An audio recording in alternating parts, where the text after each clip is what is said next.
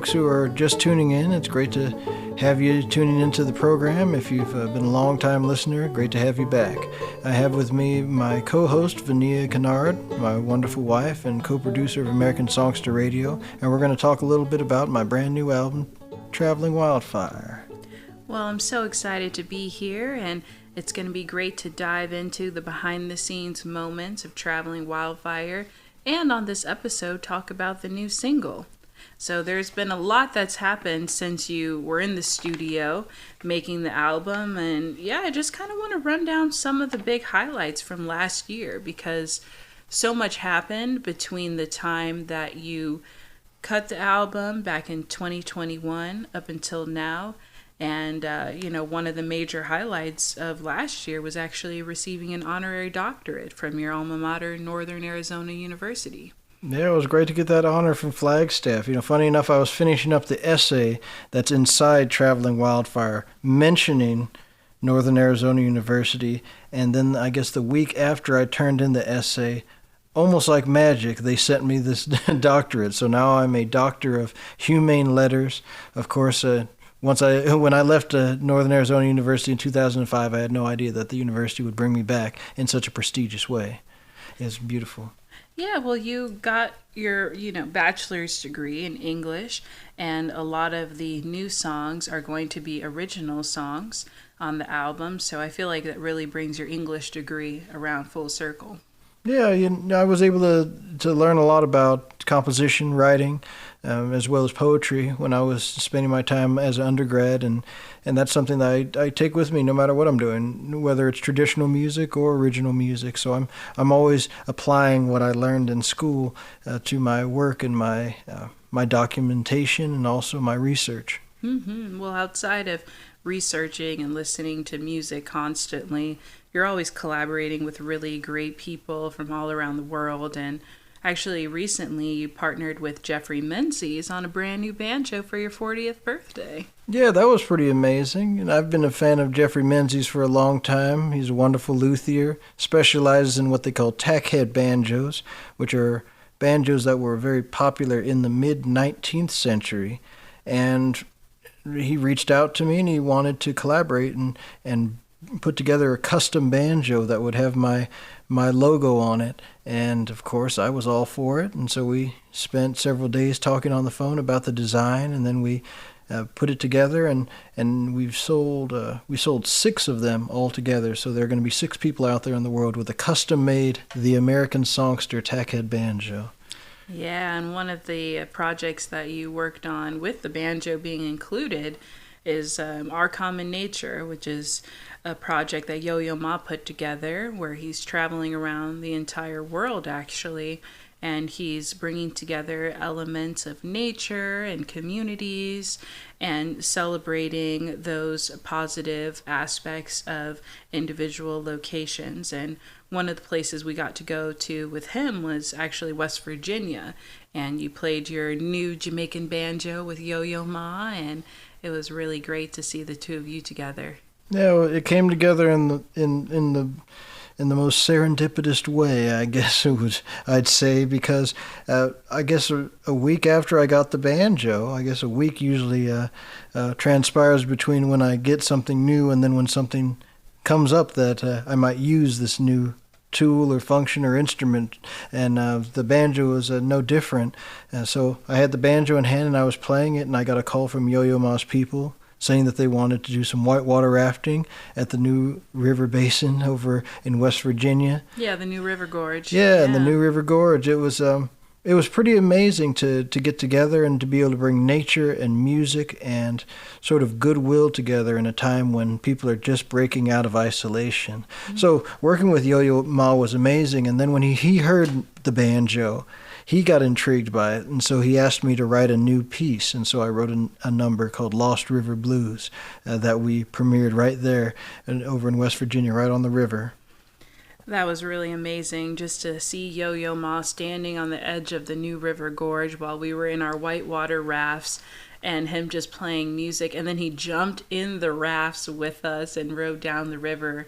and we had a really awesome soul food dinner together. It was honestly the perfect moment, and it's something that I'll never forget. But afterwards, we basically drove straight from West Virginia down the Blue Ridge Mountains. Yeah. Yeah, Appalachian Blue Ridge Mountains. And we made our way down to Raleigh, North Carolina for IBMA, and that was so much fun. It was almost like the perfect way to top off the Yo-Yo Ma trip. Oh, that was wonderful. Yeah, and premiered Schultz's Dream, a little bluegrass group I put together that's celebrating the African-American contributions to bluegrass in the various different ways, you know, the roots of bluegrass, string band music, and how they coincide with blues and folk music of the African-American community. So it was a wonderful project, had some great players on that one, and yeah, we had a big time over Memorial Hall over in Raleigh.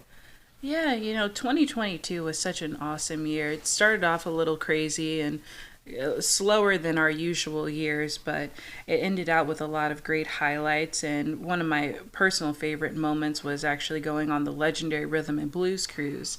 And we sailed on the Sea of Cortez all the way to Cabo San Lucas, La Paz, and Loreto.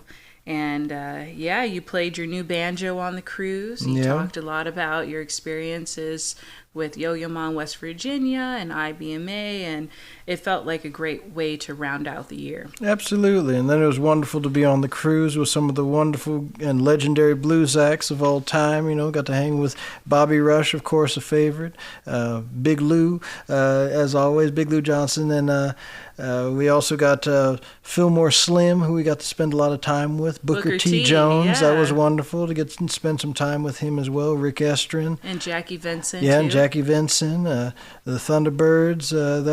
It was really a wonderful time, just to have a chance to get together with all these wonderful blues acts. Here's so much wonderful, great music being played, all in one. Well, it's not a small boat, but in terms of the world, it's small, but it's a wonderful little microcosm to be a part of. Yeah, I felt like I was in the blues university, everywhere you went, you learned a little bit more about the blues and parts of the musicians that you didn't know about, or just learning more of their repertoires, and actually getting a chance to meet them in person too was a major highlight for me. Absolutely, and thinking about some of the wonderful people, like Elvin Bishop was there as well, I'm thinking about, and his Big Fun Trio. Daryl Davis was over there playing the keys. That was some really wonderful music. So yeah, it was nice to see a lot of old friends as well as meet a couple of new ones. Yeah, and throughout the year we traveled to some new places, or at least for me personally. I'm sure you've gone beforehand, but we went to Jonesboro, Tennessee, and we played over there, and we stayed at a historical hotel downtown. And then also we made our way over to Key West, Florida. And that was a really beautiful time. And actually, that was the first time I really learned about Florida's strong country music audience. There was a lot of fans out there. And apparently, according to the locals, a lot of the country music artists actually hang out down there. And they spend some of their free time and do a lot of creative writing in Florida. So that was really great to be a part of that little world of country music fans. Yeah, going all the way down from Key West, all the way running just across the beach line, just cutting right across, going toward Tallahassee. Really Panama neat. City Beach. Panama City Beach was really great over there, right on the beach coastal line. Mm-hmm. Well, this whole entire episode is dedicated to country and soul love songs. And part of being a Black country artist is bringing your Black experiences into the conversations and into the actual songs themselves. So one of the very important box sets that you introduced me to was the one that was released called From Where I Stand, and that is about the Black experience in country music. Yeah. From Where I Stand is great. It's one that came out around 2000, 1999, right in that area. And it was part of the Country Music Foundation, and it was one of the first box sets dedicated to, the subtitle From Where I Stand, the African American Experience in Country Music. it's broken down into several different segments of talking about early black folk music that fueled country music. There's also soul country, how they term it, which is country music that's being covered by R&B, blues, and soul artists. And then there's they call it Forward with Pride, which is with its country music of African American performers performing in standard country and western style, like Charlie Pride. And so it's broken down quite beautifully. Has some amazing recordings on there, everything from the Mississippi Sheiks from the early 1920s to Etta James doing her wonderful cover of Almost Persuaded from the 70s, and then also going into, as I mentioned before, Charlie Pride, Kiss an Angel Good Morning, as well as people like Linda Martell. Yeah, I feel like Charlie Pride has a very special place in my heart, mainly because my family's from Mississippi, and, you know, I've always grown up knowing that my family was really big into country music, so to hear a little bit more about Charlie Pride's background was really inspiring for me.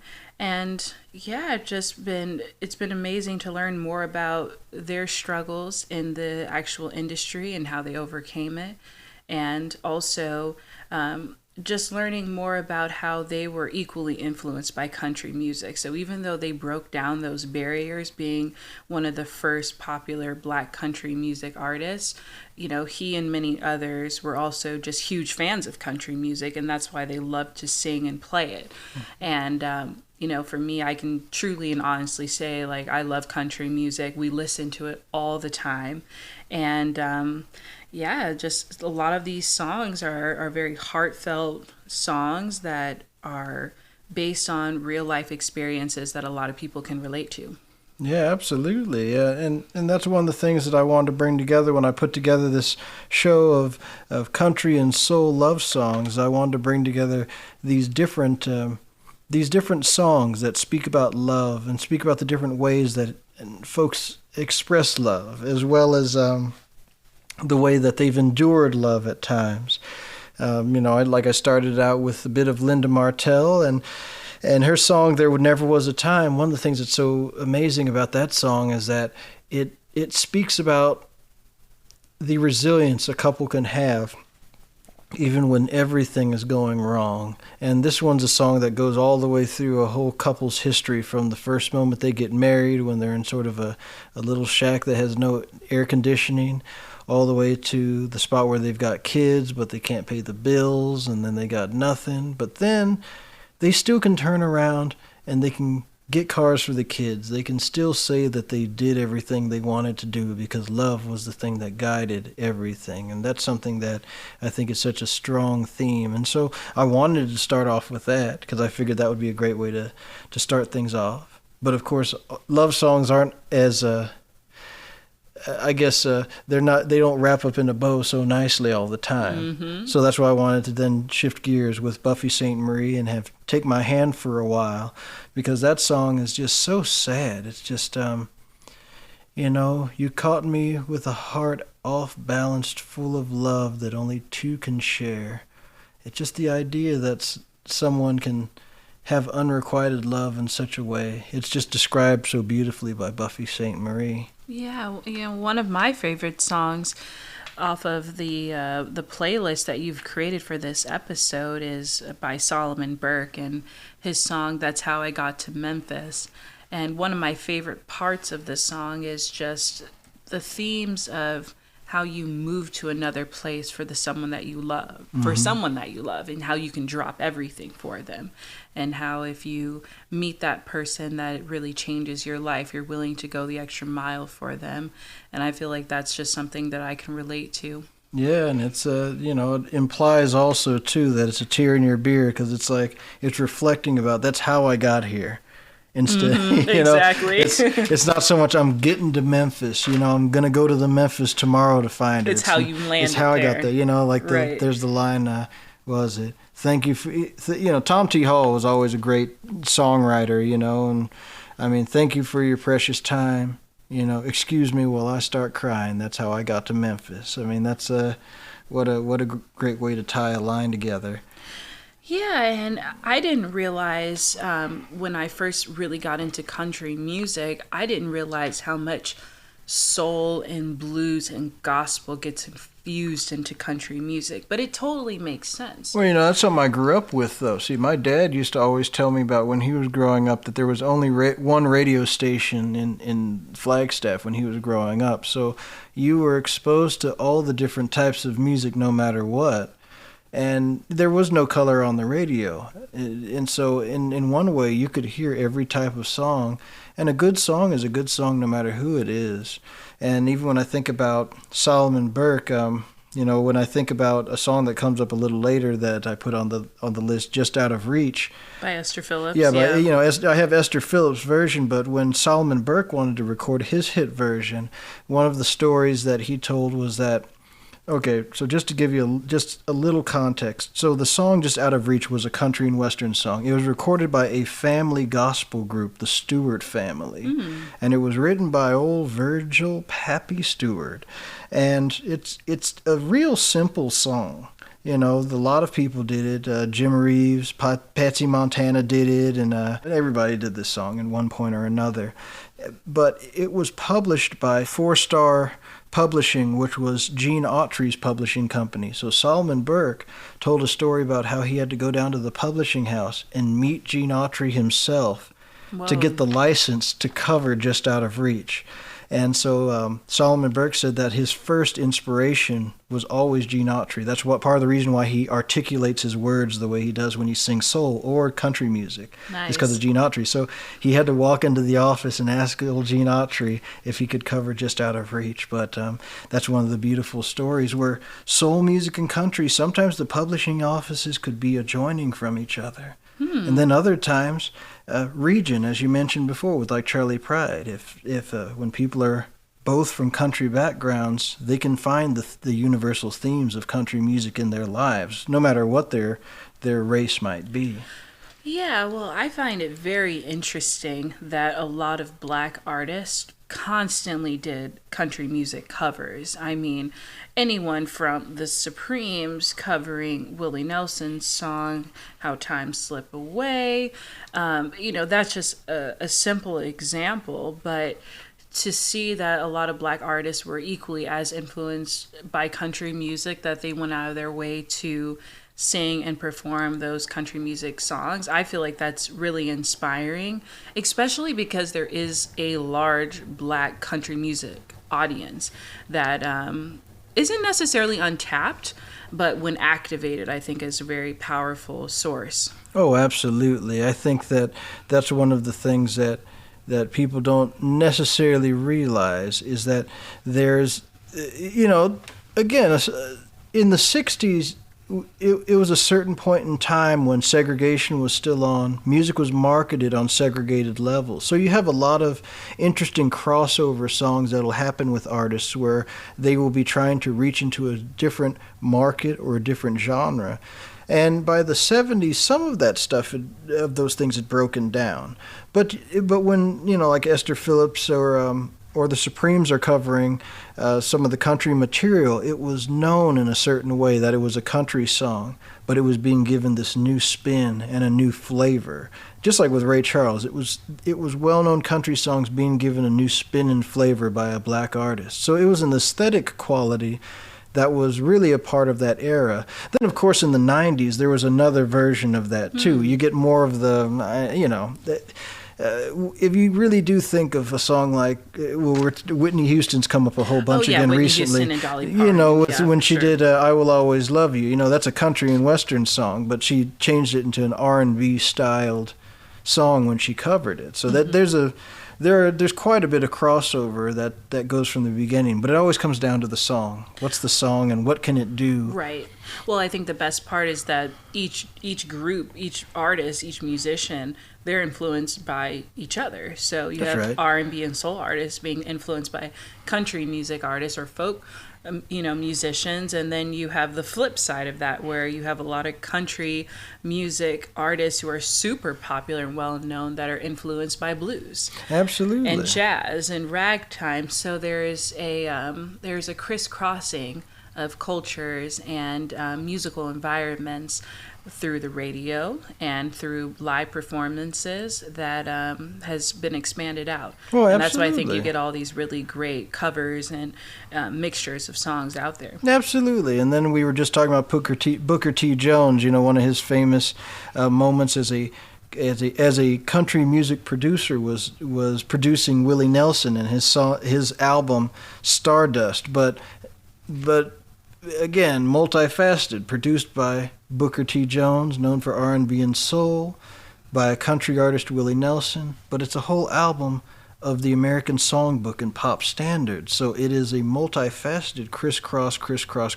So there are a lot of moments you can have that. And of course, love songs are so universal. Oh, yeah. I mean, when you look at the spectrum of love songs in R&B and soul music, and then you add country music, I mean, you're looking at like millions of songs out there to choose from. So it was actually really hard to find, the best songs to play for this episode, but I feel like you did a great job just curating a wide variety from Tim Hardin, which is more singer-songwriter, and Jim Croce, all the way down to someone like John Lennon with Mind Games. Yeah, well, I wanted to start out the program with a very one-to-one love song sort of storyscape where we have country music and sort of the soundscape of country, and then I wanted it to sort of just evolve a little bit as it went along into more emotional songs about love and what love means when it goes to a deeper level, because that's what I wanted to have with my song Slow Dance With You. In the second verse, the song, I know you miss someone, but I'm missing someone too, but it ain't about them tonight. It's about two lost hearts and a bucket full of tears that are being left outside tonight. I wanted that to be such a very distinctive image in the song so that you could feel the hurt, but you could feel the complexity of the relationship with the two people who are dancing, because they've lost someone. What's it mean to lose someone? What's it mean for someone else to lose someone? And what's it mean to have empathy? For both people to have empathy as they're having the slow dance. So that's kind of the stuff I wanted to get into, which is, mind games and photographs and memories sort of reach into these deeper realms of perceptions of love and perspective. Yeah, well, that actually brings up a perfect segue into one of the questions I had for the making of Traveling Wildfire. You started off with Slow Dance With You, and then it leads more into a few country songs and then blends into more Western and blues to end it out with bluegrass. And how did you come up with Slow Dance, first of all, and why did you decide to put that as the first track? I really wanted to make a straight-ahead traditional country song, and that was the goal when making it. And that little descending line, that was what started it. The do-do-do-do-do-do. With the harmonica? Well, I ended up doubling with the harmonica, but I started out with the guitar, making that little walk down at the beginning. And I knew that I had a great chorus from there, and I just knew if I could just bring the song together without messing the chorus up with too many words, I knew that was the way to go. And when I brought it into the studio with Ted Hutt, we decided to change the way I had been playing it. I had actually been playing it with a different capoing on the guitar, and I actually tuned the guitar up, capoed it up 5 compared to 3, which I had been doing before, and it gave the sort of high little ringing sound for the guitar, and that made for a wonderful sound to sing with. And then when we decided to bring in the pedal steel, then that really matched up very nicely. And that's Matt Penn on the pedal steel and David Hidalgo Jr. That's right. On drums. That's right, David Hidalgo Jr. and then Matt Penn. So David Hidalgo played the drum set on there. And we had David Hidalgo, he overdubbed his drums in. We had Matt Penn right after I had overdubbed the basic tracks on it. And so we had a chance to sit down, and Matt and I started to listen to where the pedal steel would want to go in terms of voicing, if it was going to be high-pitched or if it was going to be low-pitched. And so we found this beautiful little spot, and as he was feeling around for it, he hit this one high note, which ended up being the very distinctive note that we have throughout the entire program. Mm-hmm. And in some ways, it reminded me of Mind Games from John Lennon, because John Lennon has the lead guitar player hits a sort of an interesting high note in there as well. So it sort of gave it that nice little 70s vibe. So once we did that, Ted Hutt came in and he was like, "You mind if I throw some bass on?" I said, "Yeah, go ahead." And he just like rocked the bass, and that was more or less the whole song right there. Well, I don't want to take credit or anything for this song coming out on the brand new album. You may in a little way. Yeah, I mean, because originally you weren't going to even record it. I mean, you got to imagine, like, Dom has over 100 songs he's choosing from for the new album. And, you know, we flipped through all the different lyrics and we were trying to figure out what was going to be the best vibe. And I just remember hearing 30 seconds of Slow Dance with You, and then it cut off. And I was like, well, where's the rest of the song? And you're like, oh, well, you know, that's just not something I'm really considering right now. And I was like, well, no. You might want to take that into the studio with Ted Hutt and see, you know, if that's something that he could be interested in. Yeah. And you all came back with this amazing song that was basically in pieces. And it wasn't even a fully thought out song at that point. And so I'm just so glad that you all took my advice. I typically try not to chime in on your creative aspects of the album, but yeah, it's just so glad that it all came together. Yeah, and it was wonderful as well. I mean, making it the very first song on the record, there were two things. After it had come together, of course, after your recommendation to record it first, but two things happened. First, when I heard the first playback, it was just such a light-hearted experience. It felt like the right way to start the record, and it felt like that from the very first time I heard it back, and it was the first thing I got from Ted once we had finished the recording session. So in a certain way, it sort of stuck in my mind that this was the first statement. And each time I would go through all the other tracks, it always would come back to this one being the first statement. And then the thing that really kicked it off finally was Cheyenne Love, actually our little daughter. She, I started playing it, and I guess after about 3 or 4 times, she was able to sing all the words. And at that time, she was about 3 years old. And so I thought to myself, okay, if she's able to sing all the words to this song, and even if she didn't know the words, she started to mouth all the other words because she liked the first song enough to sing it. I thought to myself, that's a good sign that this needs to be my very first opening statement for Traveling Wildfire. So that's what set it off at the end. Nice. Well, I can't wait for everyone to hear the entire album. It comes out on March 24th on Smithsonian Folkways. And yeah, there's a lot of different elements and different dynamics within the album, so everyone's in for a big surprise. Awesome. Well, everybody enjoy, and make sure to check out the new album, Traveling Wildfire. It'll be coming out on March 24th. I want to thank you again, Vania, for co-hosting with me on this special first episode of Season 4 of American Songster Radio. And here's to many more episodes. We're going to be talking about some of the other tracks from the album.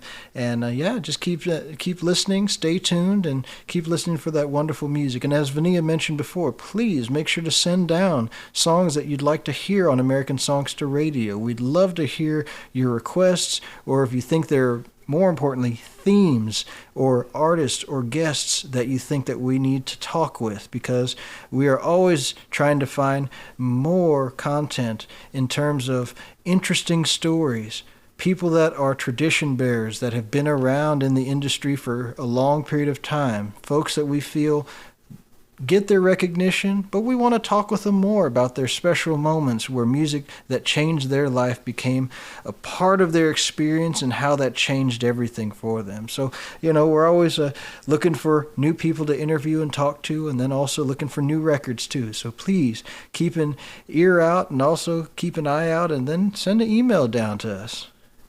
Awesome. Well, thanks everyone for listening to today's episode of American Songster Radio, Season 4, and take it away, Dom. All right. Well, that's American Songster Radio this time. You're now in the podcast space. We will relinquish, and we will meet back again together on Season 4, Episode 2. Till then, this is Dom Flemons, the American Songster, signing off.